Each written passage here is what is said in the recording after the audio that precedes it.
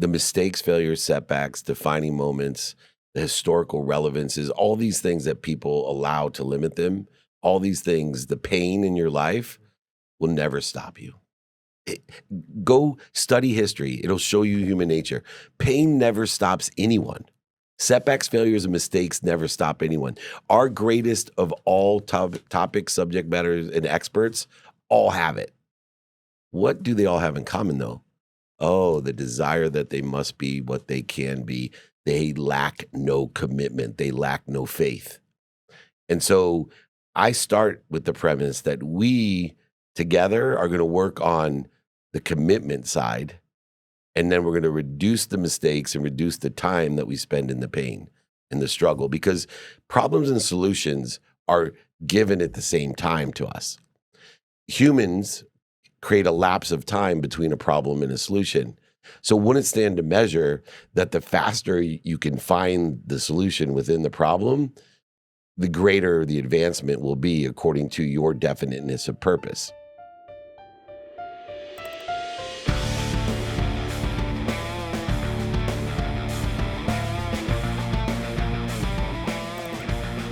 Welcome to another episode of the Matthews Mentality Podcast. I'm your host, Kyle Matthews, and today we're joined by an extraordinary leader in business and personal growth, my good friend, David Meltzer. David is the chairman of the Napoleon Hill Institute and the former CEO of Lee Steinberg Sports and Entertainment, the agency that inspired Jerry Maguire. A globally recognized entrepreneur, investor, author, and business coach, he has been honored as Variety Sports Humanitarian of the Year and awarded the prestigious Ellis Island Medal of Honor. As executive producer of the 2-Minute Drill, Office Hours, and Elevator Pitch, David has been featured in books, movies, and TV, including Think and Grow Rich and Netflix's Beyond the Secret. David is on a mission to empower over 1 billion people to be happy by providing one thing, value. Today, we'll find out exactly how he's doing it. But before we get started, make sure to like, subscribe, and share this podcast with anyone who'd benefit from today's conversation. David, thanks for coming on. Thanks for being here in Nashville. God blesses me to be here because I am blocks away, early Saturday morning. This is my time where I do what I want because everyone in my family's sleeping. Yeah. So a lot of people think I'm crazy on a Saturday to come into an office to do an interview. There's nothing I'd probably rather be doing than meeting with you guys here on a Saturday morning. Well, that's very kind of you to say. Now, this isn't the only thing you got. I know you're really busy. You've been in town. You always have a million things going on. You're like, I was telling someone, because we spent a couple weeks ago, we were in Vegas together. I said, that guy's energy is on a whole different level. Like he never stops. But I'm a hybrid. One of the things you're doing is a fire walk. Yeah. Walk me and the audience through a fire walk. Yeah. So number one, first lesson for your community, one that changed my life. I don't like busy. I'm probably the most active person you'll meet. Busy means unavailable. I got friends that sit on their couch, high, broke, living with their mom at 50, they're the most busy people I know because they're unavailable. Yeah. Totally unavailable. Yeah, I never thought I about like it to that be way. active and available. And one of the things I can do because I'm so active is do and experiment with things. And the fire walk is a whole process. It's not just walking on hot coals. It's building the whole thing and building the mindset around what the human experience can be. See, the biggest thing that we do is limit ourselves because we have a body. And what happens is our human experience is defined by time, the time that your heart stops or starts, and then your heart stops. That's your lifetime. That's your human experience. And within the context of that, we are part of an infinite experience. And regardless of your spirituality, religion, philosophies, or theories, there's an infinite belief that most people have. Infinite information, infinite energy, infinite power, infinite love. And yet we're stuck in this period of time between when your heart starts and when your heart stops. So I like to do things like a fire walk that shows me and reminds me the infinite, and also shows me how I can take this limitation, the human body that's here to learn lessons. The lessons will keep on coming until you learn them. You will forget every single lesson you've ever learned. But AI is also providing a greater enlightenment that we have the power to remember, remind, and recollect all information. We have that power. So it doesn't really matter that we forget it. So a fire walk to me represents the ability to expand my limiting beliefs, expand the meaning that I've given the past that limits me in the future. You see, most people are limited by two things. One, the past. They take a meaning of the past that limits themselves, and then they create an imagine or a self-image, and then that also limits you because you never will overachieve your own self-image. And you're perfect proof of that, that beyond the sports culture in your family, you expanded your imagination, your self-image to be the most successful Matthews I know. That's very nice of you to say. Firewalk, you talk about limiting beliefs. Is it as simple as like, my belief limits me to think that I can't walk across these coals, it's going to be too painful, and mentally you're able to overcome that and prove to yourself you're able to do something that your mind limited you initially to think was not possible? Even furthermore, think about the physicality. It's one thing, pain, right? Because pain is relative. Like, I don't understand David Goggins' threshold of pain. That seems ungodly to me. I don't want to deal with that kind of stuff. He's kind of nuts. Unique character. I love him. But think about just the physicality. What makes the body or the mind say, I can't walk on coals because it's going to burn my feet? Like, it doesn't make sense from the meaning that you give in the past, from what you've learned, what you've been taught. We've been taught you put your hand on fire, your foot on fire, you physically will see it. Why is it you don't see it? Why is it that your skin won't burn, but someone else with a different mindset, their skin will burn? Think about when you achieve that and you're able to experience that, how it changes the way you look at people telling you that business is never going to work, that marriage is never going to work, this is never going to work for you. You're going to get burned. You're going to get burned. It changes everything. It's a life transformation. So are you saying that if you can kind of mentally develop this limitless mindset, you could stand on hot coals and your skin won't burn just because?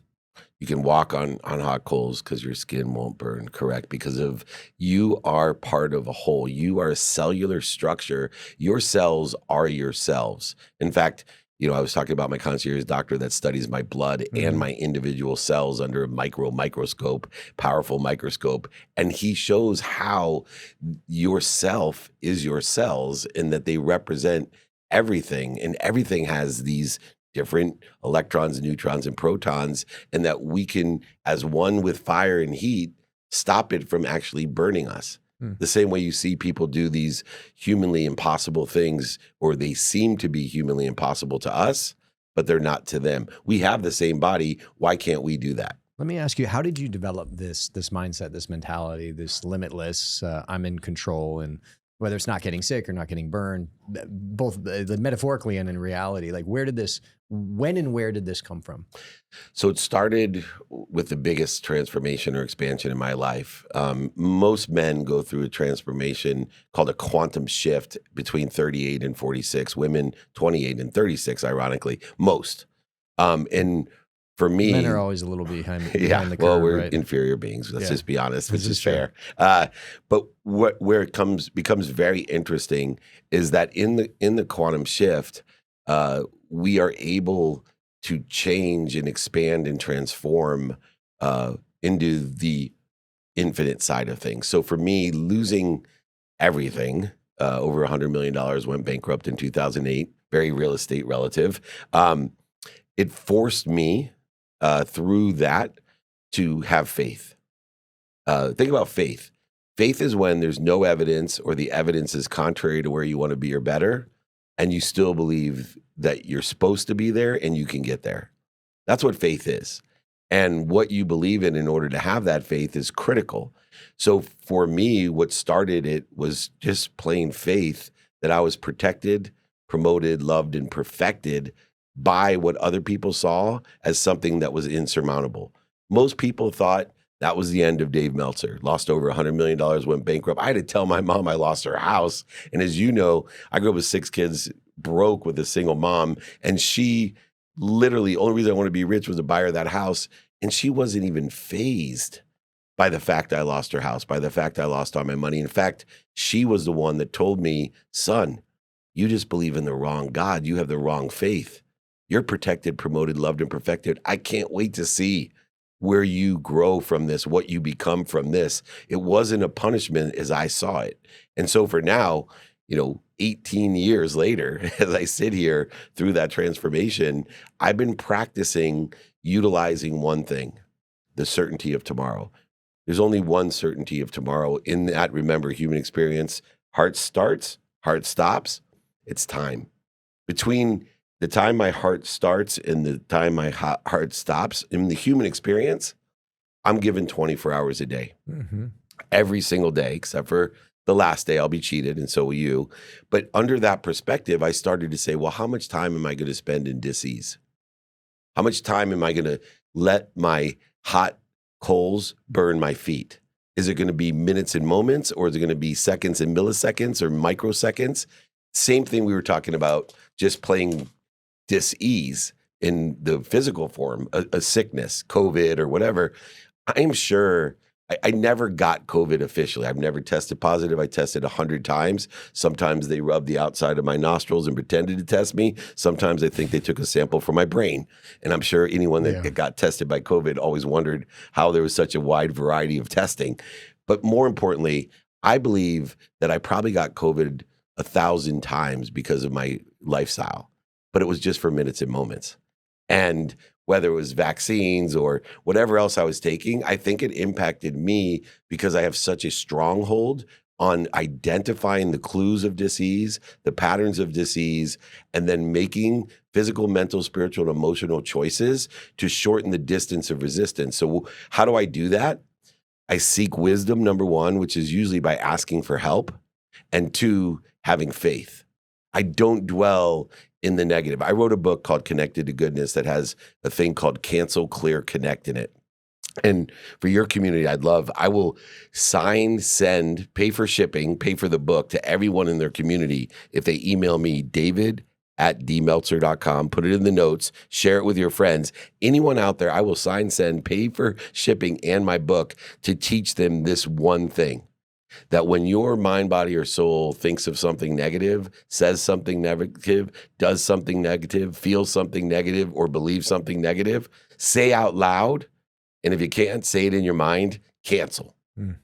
I'm actually using man-made constructive time to stop negativity and create a pattern and a command, a command. That's what we do with God. Command. There are 10 commandments. That means we're working with God. We're part of God. He's not demanding, thou shalt not do this. He's commanding. And so I command myself, cancel that negativity. And then for the things that are deeper in our subconscious is a really dangerous thing because our subconscious inherits the energetic and genetic inheritance of our own genes, our own DNA. Energetic and genetic inheritance. So 80% of the subconscious is repetitive, right? When we're sleeping, it's going. When we're in those zones, it's going. So what's the problem with the subconscious? If we're allowing all this negativity from the past and the present into our subconscious, 80% of our thoughts, beliefs, feelings, words, and actions are going to be negative and repetitive. Yeah. And so I'm shifting that whole paradigm. Then I teach in the book, and once again, please reach out. I teach you to shift the genetics and the energetics. I understand the epigenetic layer of the DNA, how it programs and activates who we truly are at our essence. And so I train people to connect in this realm, this energetic realm. And all three of these things, cancel, clear, connect, are actually time-based to shorten the distance of resistance using the wisdom that does, and there's a lot of science behind it, but also faith, just straight faith. There's something bigger than me, loves me, protects me, promotes me, and perfects me. I've actually been working on principles of success. And one of the things I wrote was avoid negative people. Okay. And you were touching about negativity, and probably the person from a negativity standpoint you should avoid the most is yourself being negative. Amen. Right. Yep. And so when you say cancel, are you just saying, hey, I have to get rid of these negative thoughts, feelings, emotions just out of my head? And how would you advise someone do that? Yeah. So canceling keeps it out of your cellular structure. So the interesting thing about our memory is we have three different memories. We have the conscious memory, which is based off of your cellular sensory cortex of your cells. That lasts, guess how long? 24 hours. And so you'll know this from sports. why, Gladwell, 10,000 reps, but you've been around the people that their whole lives did the reps. See, the reason that works is in this whole idea of 21 days to create a habit, it's actually 21 days or more determinative on who you are to put something into your subconscious. Just because it's in your subconscious doesn't mean it's a habit. So if you've genetically and energetically inherited alcoholism and you stop drinking for 21 days, does that stop alcoholism? No. Right? And that's the problem that people think when they hear 21 days to start a habit, break a habit, change a habit. No, it's 21 days to program the subconscious from your conscious.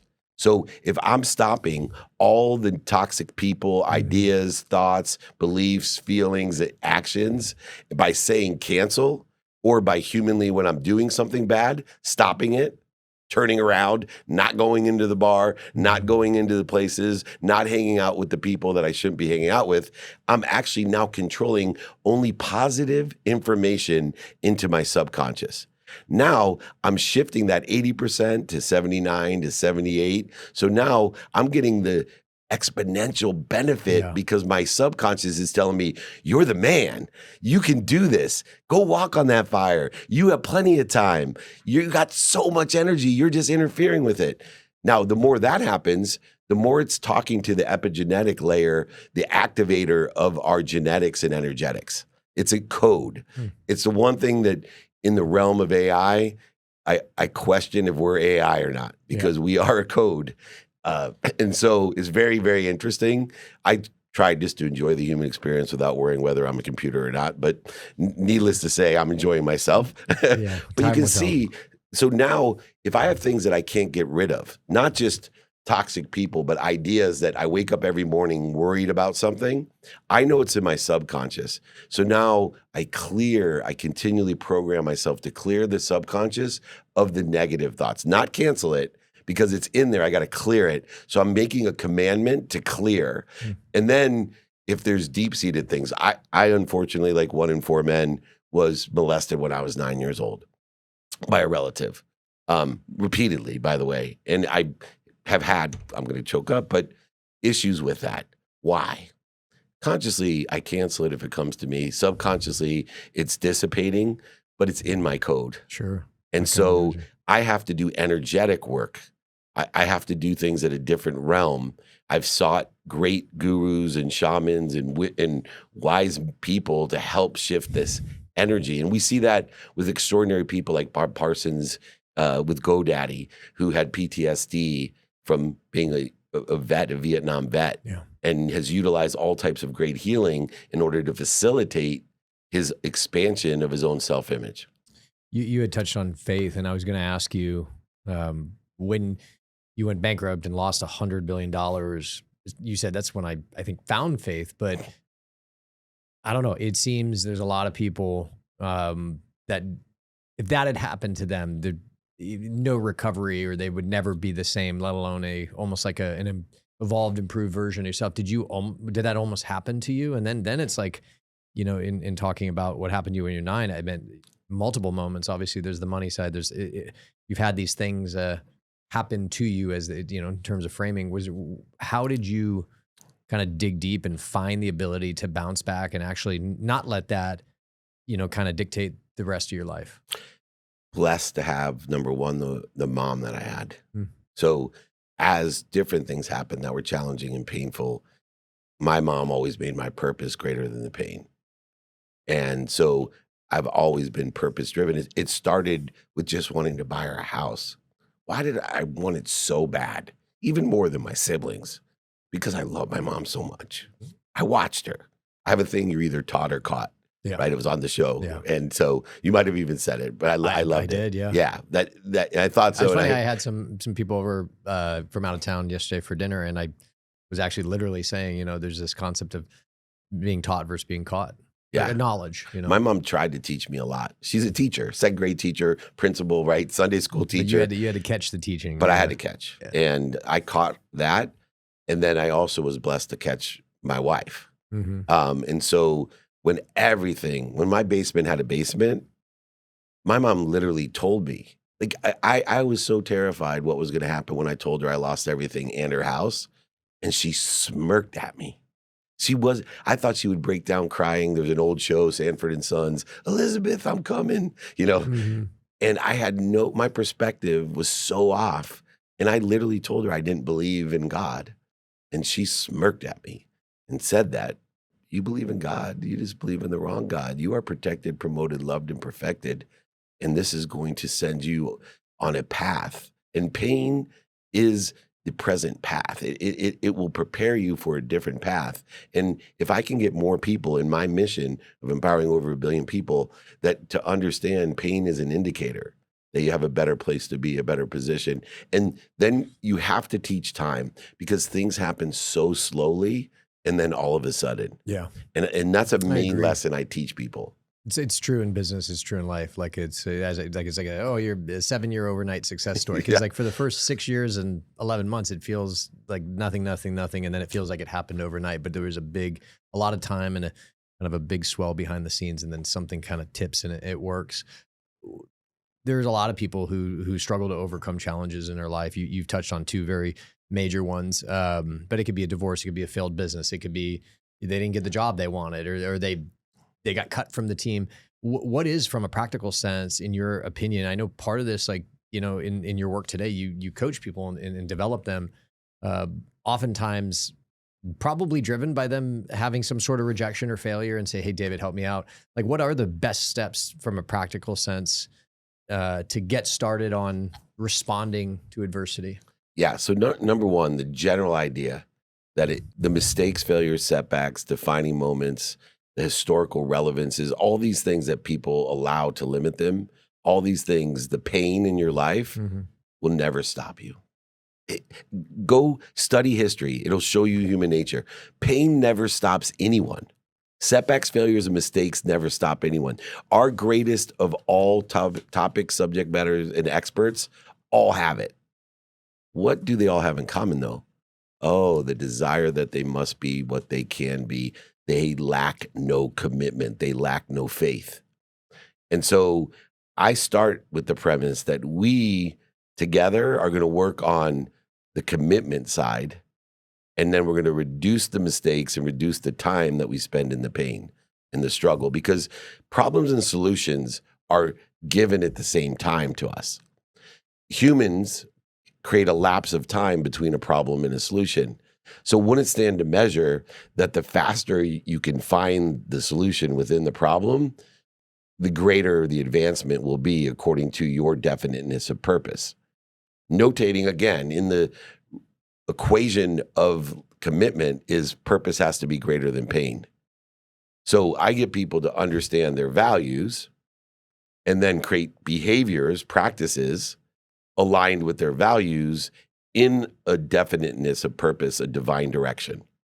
Therefore, when you're value-based, behavior-based, and directional in the divine, all detours now, all these mistakes that you talk about, these horrible things that happen to human beings, their life, everybody has at least one of them, I promise you. They might not tell you, but every single human being has one thing they can tell me really sucked.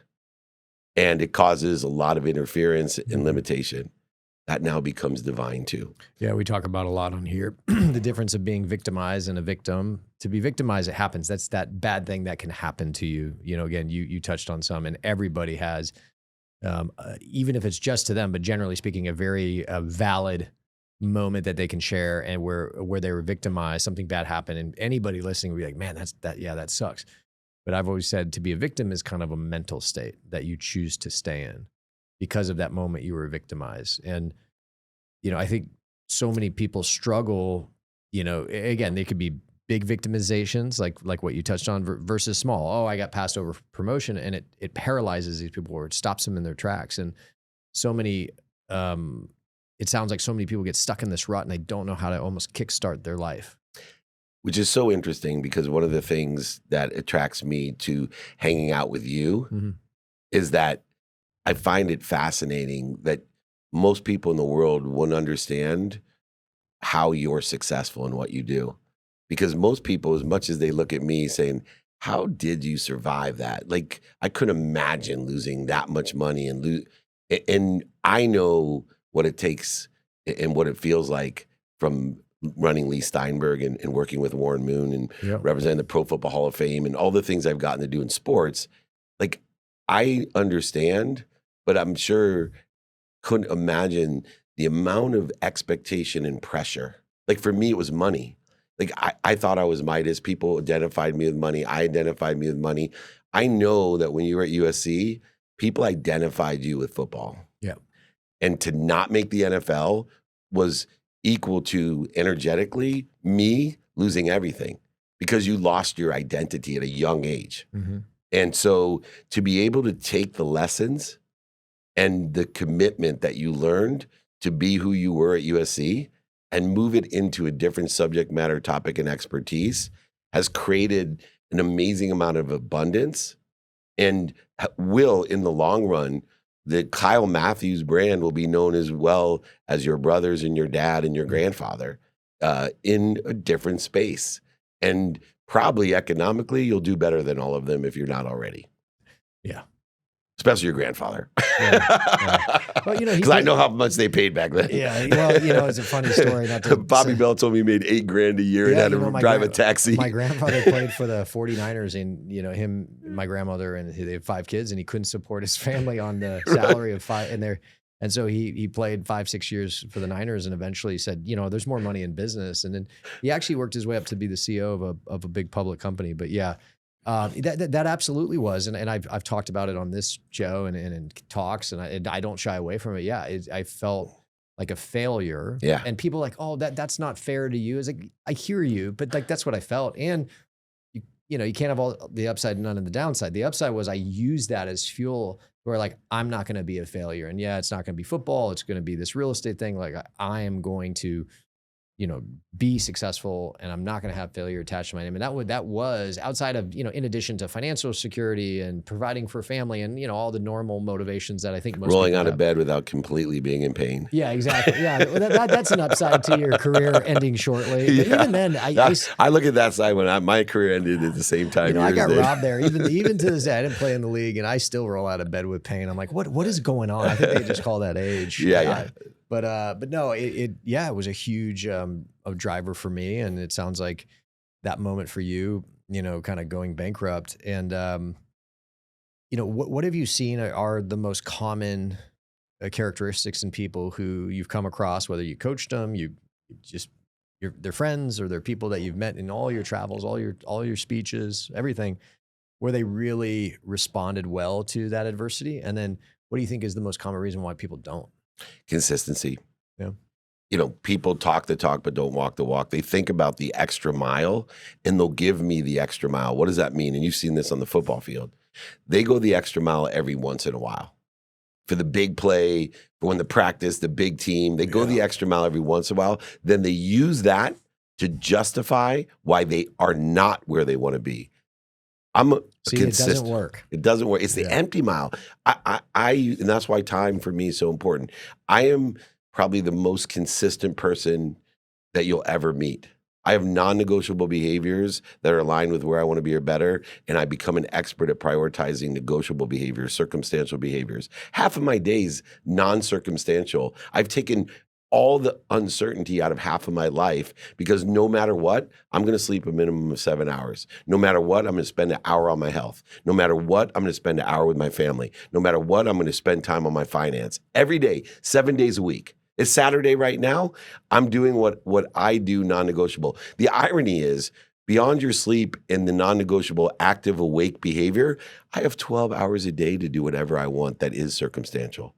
I can add more time to my family. I can add more time to my finance. I can add more time to my faith, the study of time, the study of relativity, according to the circumstances of the day, aligning the lessons, the meaning of the past with my divine direction. It's a direction, not an outcome. You had such a great line. It was a video popped up on my feed. Oh, and you're going to have to help me. It was 3 things. You spent a third of your life. You spent my grandfather. A third of your life, with your wife. So you got to get a good wife. Yep. Or else you'll be miserable. You spend a third of your time working. And so you find something you love to do, or else you'll be miserable. And you spend a third of your time sleeping. So find a really good mattress. Yeah. I said sleeping and stooping, which is rested. I got 4 kids. Yeah. So your grandfather told you that? Grandfather told me when I went to college, he said, look, life's simple. And they gave me that piece of advice. It was the most simple breakdown of life. And all of a sudden I was like, man, I really got to look at my mattress, you know? Yeah, and I got the Oura ring, so you'll be right on it, man. That's right. Yeah. So what does a day in the life of David Meltzer look like to you today? Yeah, so very time conscious, but circumstances play a big role in my relationship to the circumstances. So in order to do that, I stick to my non-negotiables first. And those are family? No, sleep first. Sleep, yep. Then health, which changed later in life. I don't want to make assumptions. Is that a certain amount of minutes a day you work out? Yes. So it's a minimum of an hour a day on it, because it varies, right? You can't do the same level of cardio every day, but you should do cardio every day. You can't do the same level of strength training every day, but you should do something for your strength. Okay. Balance, flexibility, all of these different things, meditation. So I was going to say that these are my own definitions of physical health. And then I was like, what are your thoughts, or what is your approach towards what, kind of has recently come into the lexicon of it's mental health? Yeah. Meditation. Yeah. Well, meditation in the Cancel Clear Connect, right? I'm constantly controlling, regulating the information and the energy that's unlimited. And we're becoming more and more aware of how unlimited energy is and how unlimited information is. You see, we want to regulate it so that we can maximize it. How do we regulate it? Well, number one, we have to identify what interferes with it. People, places, things, ideas, feelings, beliefs, etc. They're interfering with it. Worrying interferes with it. Anger interferes with it. I call them reactions to fear. I don't really care about the fear and trauma that the molestation when I was 9. I really don't care anymore.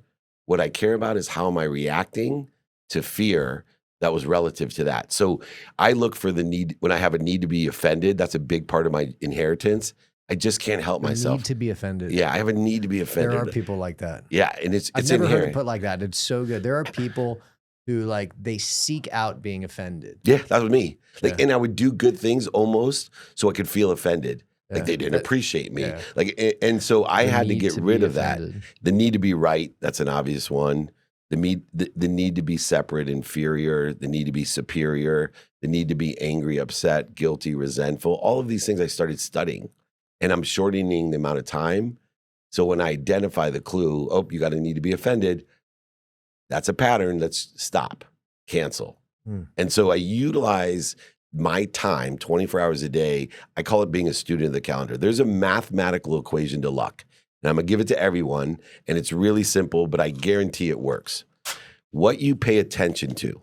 So I'm paying attention to the activities during my day, and I'm trying to utilize 24 hours the best that I can in alignment with where I want to be. 2, what I give intention to. Doing, saying, thinking, feeling, and believing. So I have this formula. Pay attention to what you want in the direction that you want to be in. Give it your intention, the empty miler, the consistent, persistent pursuit. Learn to love what you don't like and don't love. Learn to love what other people don't like and love. And understand good behavior is aligned with where you want to be or better. Bad behavior interferes with it. Also note that my good behavior could be your bad behavior. Your bad behavior could be my good behavior. Just determine on where you want to be. But the formula comes into effect. What you pay attention to, what you give intention to, equals the coinciding of the universe, the coincidences, the consequences, the results, the outcomes. It is mathematically. You are lucky if you pay attention to what you feel is luck. You give it your intention, you will be lucky. One of the things I want to touch on with you, you had mentioned molestation, and that's as high up the ladder of terrible as it gets, but the concept of forgiveness and kind of moving on, how do you, and did you ever, or how did you get to a point where you could forgive someone for that and almost forgive yourself so that you could move forward in life? Well, first of all, you always have to forgive yourself. Yeah. Because you can't give what you don't have. And that's true. That's why my motto is make a lot of money to help a lot of people and have a lot of fun.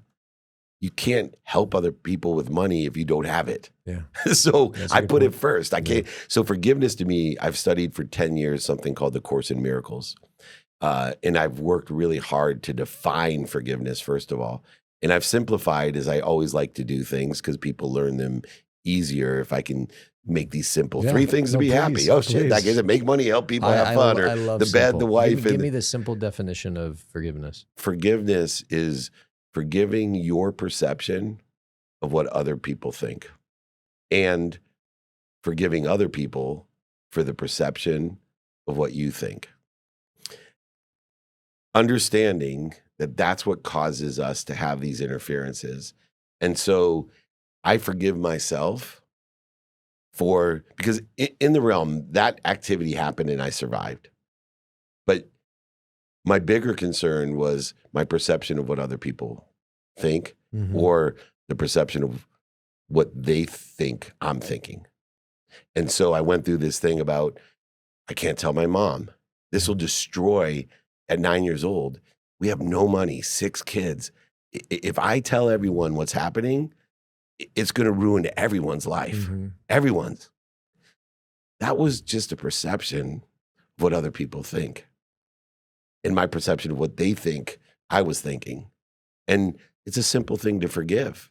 And I know, and it doesn't go away, the pain. You can see it. You can kind of hear it in my voice as I get kind of choked up still. I'm 57 years old. Yeah, it's almost 50 years removed from this traumatic experience. I believe the same thing could happen in past lives. You know, I believe in the infinite. So my past spirit, some stuff is still probably impacting my daily activities. But forgiveness to me is a lifelong pursuit. The greatest forgivers and the greatest gratitude people are going to live a life of ease, enjoyment, fulfillment, purpose.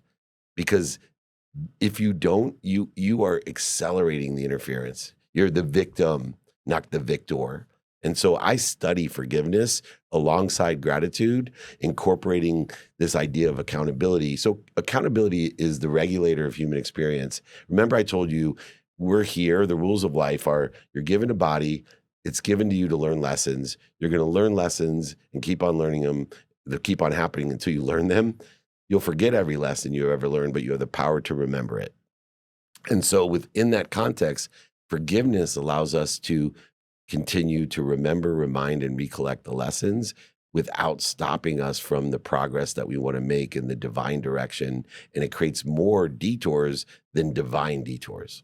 And it's a perspective builder. What advice would you have to help people not forget lessons? They have the power to not forget them. Yeah. So and this is my business model. Yeah. I believe that if we capture the lessons that resonate, because of technology, it's much easier to capture lessons. And when I say resonate with us, it's not just, I'll give you one of my favorite ones. You're either humble or you're about to be. If you were going to ask me, Dave, what's one of the lessons you don't want to ever forget? And I still do. I forgot it when my mom died, because I thought that I could handle it. And I realized you're either humble or you're about to be. Yeah, that's a great line. So I capture it, and then I create a story around it and to teach other people. For example, I told the story about my mom to identify humility, because everybody's thinking, oh, Dave's talking about when he lost over $100 million, and he obviously wasn't humble at that time, and then he was about to be. Yes, that was the old story. Now it has to do with my mom. But here's the one that really has changed my life.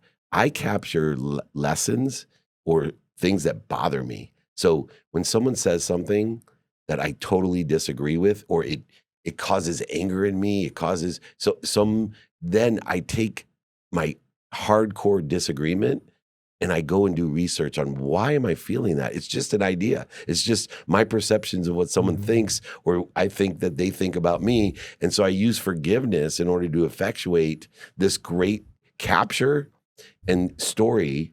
And then I remember it better. I remind it better, because the way the human mind works through history and human nature, which is why I study history, is all art and sculpture and all those, they're there to teach us lessons, to tie a story. I mean, the Italian frescoes that are on, entire building, they used to hire docents to walk people like a movie. Hey, here's the story. Here's the lesson. And that's how they build culture, the same way that our content builds culture. That's incredible.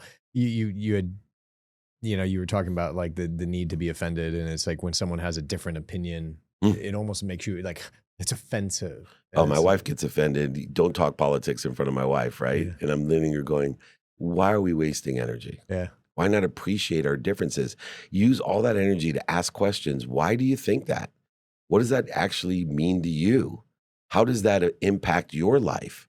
I want to learn more about you. I want to be more interested than interesting, because the whole solution that we need is DAI.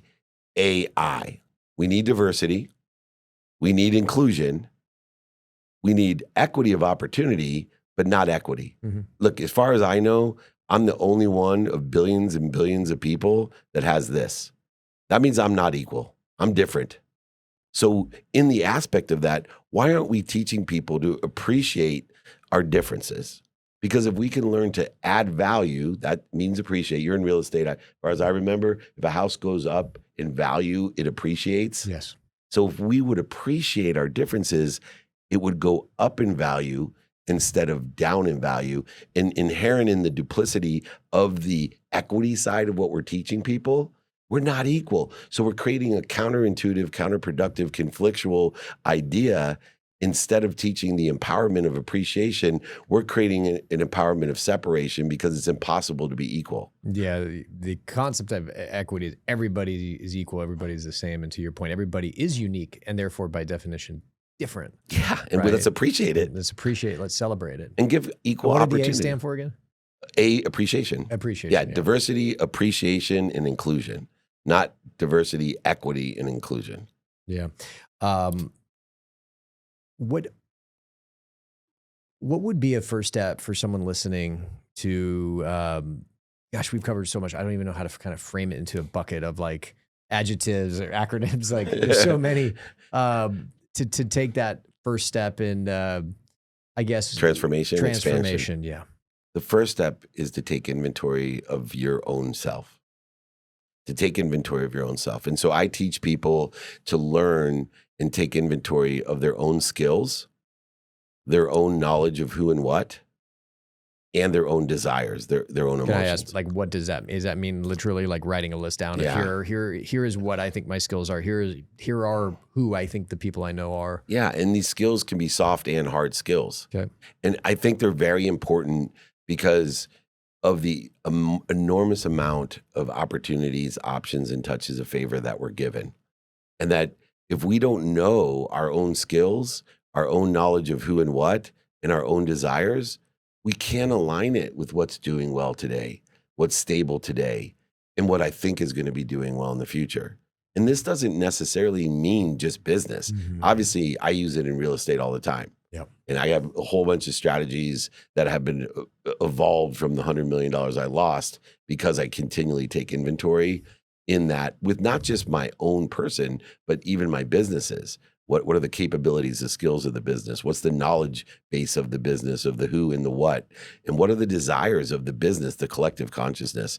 And so I think a lot of people, you can't find outside of you what you can't see inside of you. So I have people look inside of them so they then reflect outside of them their desire of what they want or better, utilizing the mathematical equation of luck in order to do so. That's why I'm very pragmatic in teaching people. I start with values, I go to daily practices, daily behaviors, then I go to an execution model of this kind of capture, distribute, then to prioritize, and then execute or redistribute. This is a very basic format that I use. And then I learn through the inventory of self how to incentivize, inspire the person by allowing them to apply their why, not search for it.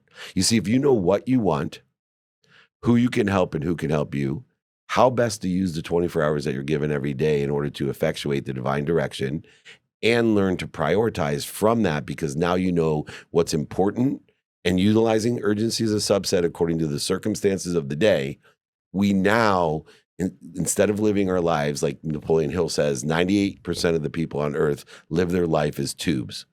Food in, food out. Food out. Yeah. Nothing. They live in nothing. It's a polite way to put it. You know your what? Everything becomes a possibility. You know your who? It becomes a probability. You know your how? It becomes your perspective. You prioritize it. You know your now. 100% of the things you do now and do next get done. It becomes your reality. Now you're in a real state of mind, heart, body, and soul.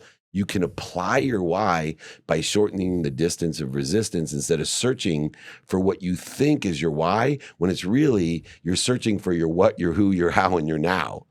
And so I help people pragmatically through this framework make a lot of money, help a lot of people, and have a lot of fun. And the reason I do it is I've never met one person on earth that makes a lot of money, helps a lot of people, and has a lot of fun every day that isn't happy. I couldn't imagine they wouldn't be, right? Simple, right? Makes a lot of money, helps a lot of people. And has a lot of fun. And has a lot of fun, yeah. And my definition of fun, by the way, is your ability to enjoy everything. What you don't like, don't love, what other people don't like and don't love, in a consistent, everyday manner, in a persistent, without quit manner, the commitment side of it, in the pursuit of its potential, whatever the divine direction is. I'm pursuing, because I just did a training. I do Free Friday trainings for 26 years. I just did a training on You'll Never. Hold on, Free Friday training. Where do you find this?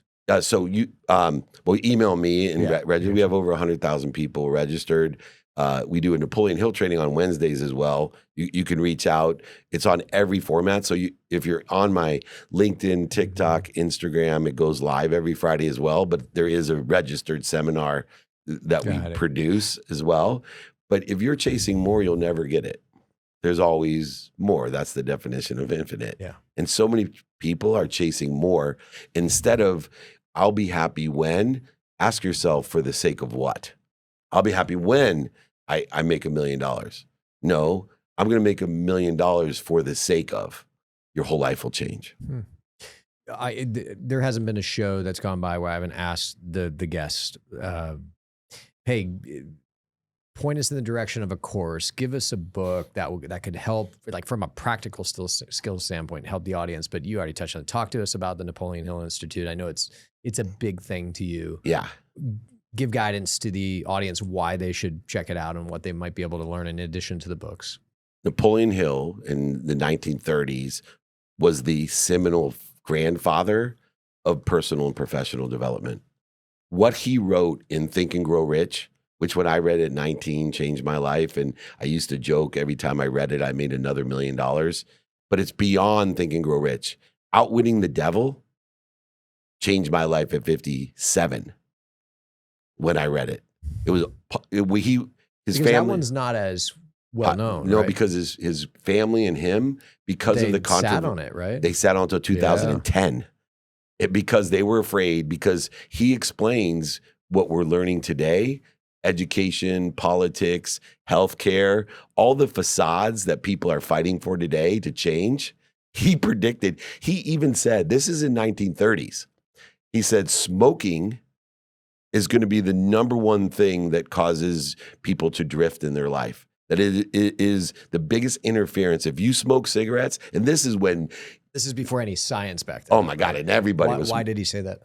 Because he understood the interferences of life. He understood he calls it drifting. I call it interfering. The drifters are the 98%. Those that live in a definiteness of purpose.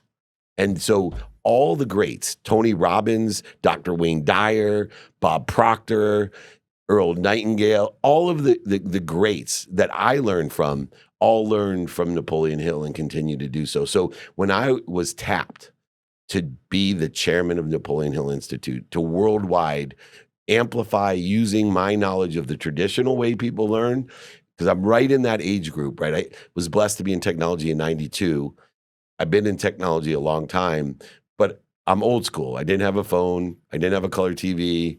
And I've seen the entire spectrum of growth. Sure.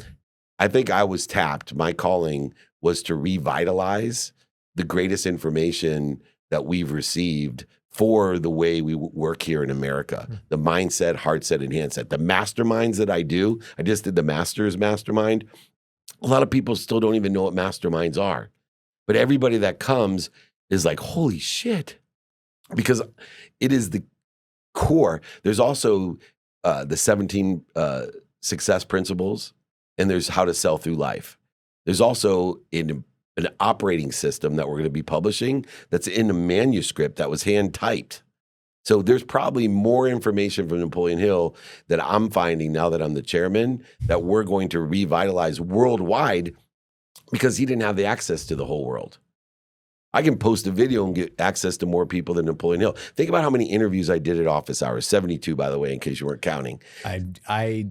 That's more than even I thought. And I was just like, this guy is a machine. Like it did not stop. And even between the interviews, you were doing stuff Business left, right, and development. center. Yeah, another framework. Yeah. Notice everything I do is this: experiential, business development, and post-production content.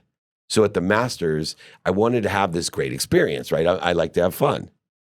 I want to learn. All this is experiences. But I also am looking business development because my community, I want to be able to have a community of people like you guys. We're here to help each other and know people that help each other, that are going to buy from each other and sell for each other for life. Yeah. Nothing will make the Matthews company bigger than having millions of people that buy from you and sell for you for life. Agreed. You will never starve. Your great-great-grandkids. So experiential business development. Now, my real advantage that I have is that I understood post-production content at a very early stage of it. So I realized from Shakespeare, the whole world is your stage. And the bigger the stages and the bigger the people, that's why I'm at SoFi. That's why I'm at the Wynn. That's why I'm in Sirius XM in New York City. That's why I'm at the Masters, the Super Bowl. Why? Those are big stages. Yeah, they are. And that's why I bring the big people, right? The Les Browns, the Kyle Matthews, the Bob Pratt, all these guys are around me because the bigger the stage and the bigger the people, the greater the access to 7.6 billion people, the total addressable community. More people will watch that and learn from it. And the one thing you're looking to provide value. Always. Last Can I thing. describe that real quick? Yeah, no, It's the most important thing for me. Yeah. I simplify value. And I think this is one of my greatest nuances. Because you said like, and it was in your bio that I read at the beginning of the show, it was like, it's mission to empower over 1 billion people to be happy by providing one thing value. But then you had also talked about values. But it's funny, I was like, I wonder what he means by value. But you asked the question for me, so thank you. Yes. Tell us what it means. So I've simplified that as well. I believe value can only be derived in 2 ways. Giving people what they like, more of what they like, more of what's working, and more of what they know. If you give people more of what they like, more of what's working, and more of what they know, that's quantitative value. I can put a number to it. The other way we provide value is taking away what you don't like, taking away what's not working, and taking away what you don't know. And so everything that I do is intentional. I do say, think, feel, and believe to provide you value. So I created an open-ended question template for open-minded people because I don't waste because there's such a total addressable community today. I don't, like when there's only 300,000 people, I had to really work on the whole selling thing. Not anymore. I just find an open mind. Find out what do you know, what do you like, what don't you like, what's working, what's not working in commercial real estate, leasing, short-term rentals. I don't give a shit what it is, but I want to find out what all that is because then I just ask a simple question. Would it help you if? Would it help you if I gave you more of what you like? Would it help if I took away some of what you don't like? Yes. Then I say, do you know anyone that could help me? This is what I'm looking to do.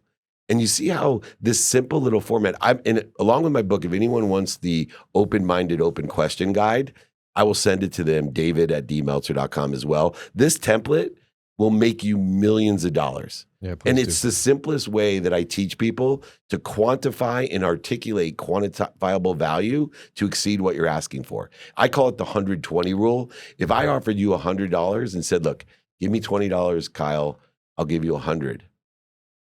Most people, if they find me credible, will say absolutely. Yeah, that's a good deal. That's why most people that find me credible, no matter what I'm asking when I say, would it help you if, or do you know anyone that can help me? They say absolutely, because I've done the 120 value.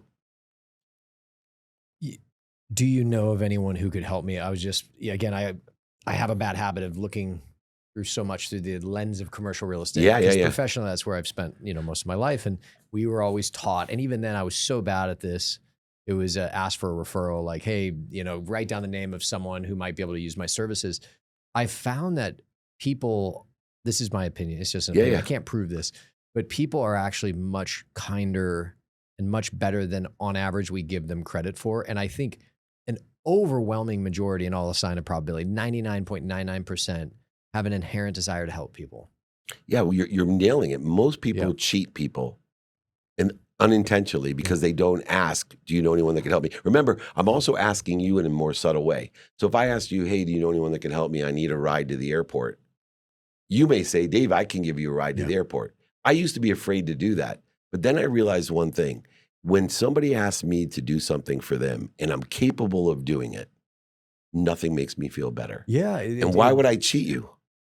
You're cheating yourself. You're robbing yourself of feeling good about who you are as a person if you don't help that person, because it does make you feel better. And I was just thinking like, man, I need to switch up. We coach sales cadence here. And instead of ask for the referral, it's almost better if you say, hey, at the end of the breakfast meeting where I meet you for the first time, we're not going to do any business yet, but just like, hey, do you know of anyone who could help me? Because they already kind of know what you do. They know you're a broker. They know the service you provide. Well, that's why I speak so much. I get hired by sales groups like yours because I come in and say, look, yes, I'm going to ask for money to speech, but I'm going to guarantee it. You're doing this much money. I guarantee within 90 days that I will increase your revenue 5%, 10%, or 20%, depending on what I see and who's there. And then I say, can you see any reason you won't want me to speak to your sales group? I guarantee it, meaning what? If you come to me and say, Dave, we only made $1.5 million and we paid you $100,000 to speak, and I guaranteed that you'd make $2.5 million, I'll give you back the $100,000.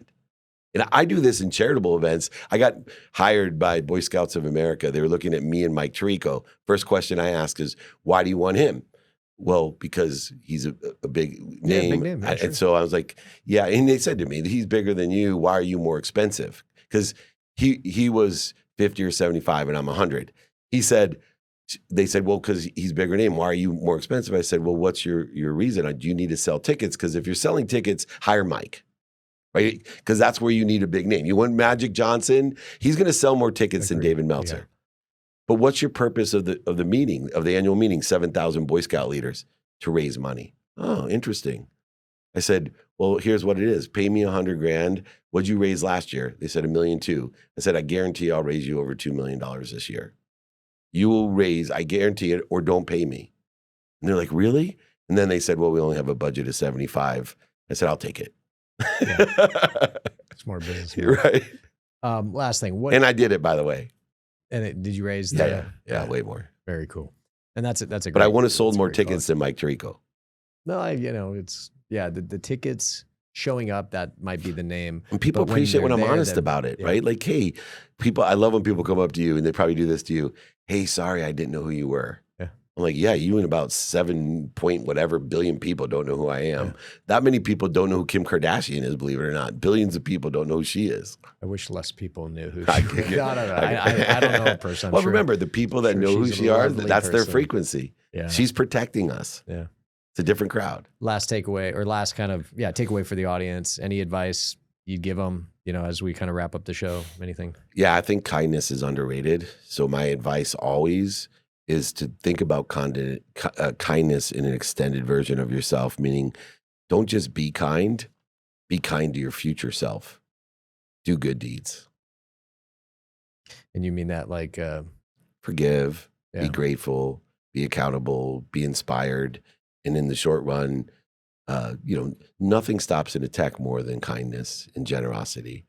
When people steal from me, I give them more and it stops. When people manipulate me, I give them forgiveness and give them more and they stop. I hold that power, that certainty in my life. And so for me, I remind myself when I get aggravated and things don't seem, no evidence or evidence is contrary to what I want to be, I just say, be kind.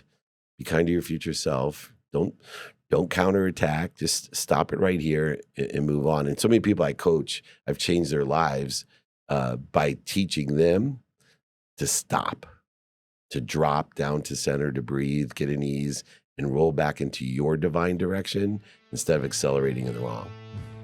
Well, you've been very kind with your time. You have delivered a lot of value to me personally and the audience today. Can't thank you enough for being this. Is really cool. I'm glad we were able to get this done when you were in town. Amazing. Let's do it again. Come and visit me. Be a part of it. I look forward to seeing both of you guys. Awesome. Thanks, David. Thank you. Appreciate it.